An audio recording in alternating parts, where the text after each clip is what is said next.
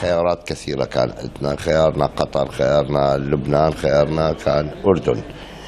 أنت في قطر إذا اختارينا قطر يعني المنتخب الإماراتي، جماهير الإماراتية والجماهير السعودية بدون فيزا يدخلون إلى قطر، والعراقيين ما نقدر يعني مشجعين يدخلون إلى قطر بدون فيزا.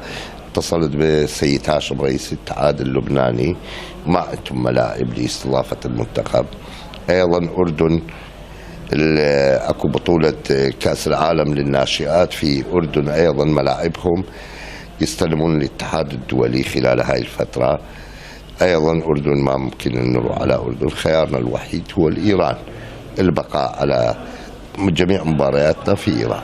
أتمنى السعودية منا ل3 أشهر أن تهدأ الأمور سواء كانت سياسيا أو رياضيا مع أشقائنا الإيرانيين، وحتى يجون هناك يلعبون والعراق يروح للسعودية. إذا صارت الوضع نفس الشيء تبقى قرار الاتحاد الآسيوي. احنا اختارينا ملعب الإيران، إذا السعودية اختار غير السعودية ملعب آخر يلعب معنا، واحنا أيضا من حقنا أن نختار أيضا ملعب آخر بديل عن الإيران مباراة مع السعودية، بشرط العراق أن لا يذهب إلى السعودية لمباراة الإياب في السعودية، لأنه لازم عرض معايد بالنسبة لنا، مبارتين بالنسبة للعراق وبالنسبة للسعودية في حالة عدم موافقة أشقائنا السعوديين.